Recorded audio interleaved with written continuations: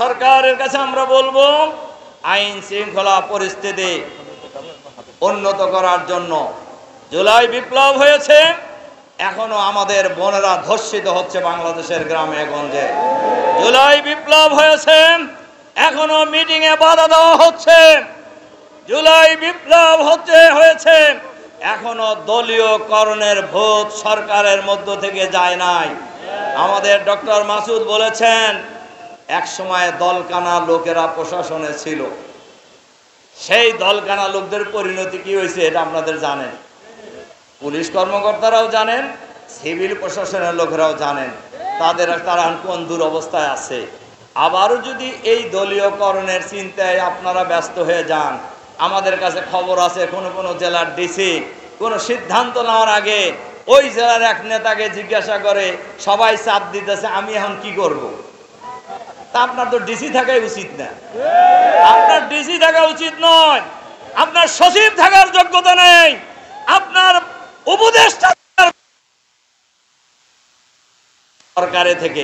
সরকারের অফিসে থেকে একটা দলের পক্ষে কাজ করবেন, আর বাংলাদেশের মানুষ বসে বসে আঙ্গুল চুষবে এটা মনে করার কোনো কারণ নেই। বাংলাদেশের মানুষ এখন যথেষ্ট সচেতন, সবারই বোঝা উচিত।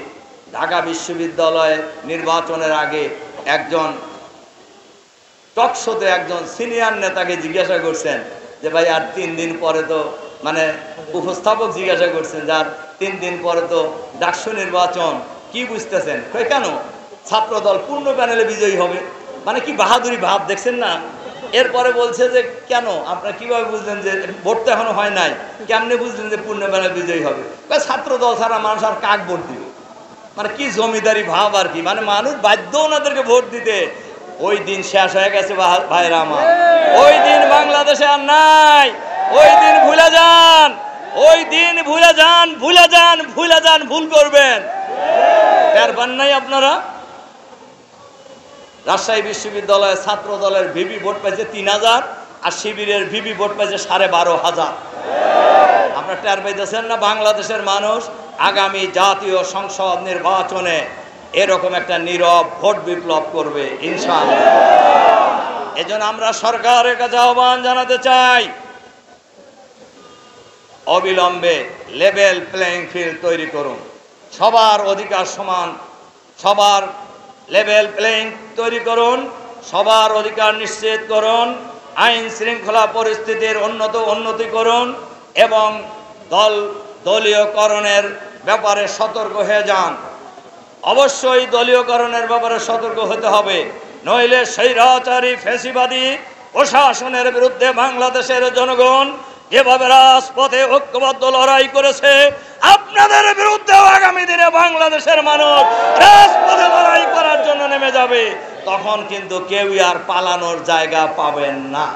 এজন্য আসুন আমরা আগামী দিনে জুলাই সনদের বাস্তবায়নের জন্য নভেম্বরের মধ্যে জাতীয় সংসদ নির্বাচন দিতে হবে, গণভোট দিতে হবে, নভেম্বরের মধ্যেই গণভোট দিতে হবে।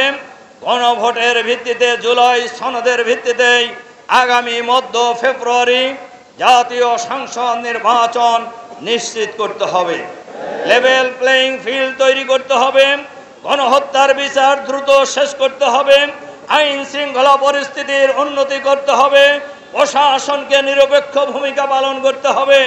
এই দাবি যদি করা না হয়, আমাদের যে আন্দোলন চলছে এই আন্দোলন চলতেই থাকবে আগামী দিনে ইনশাআল্লাহ।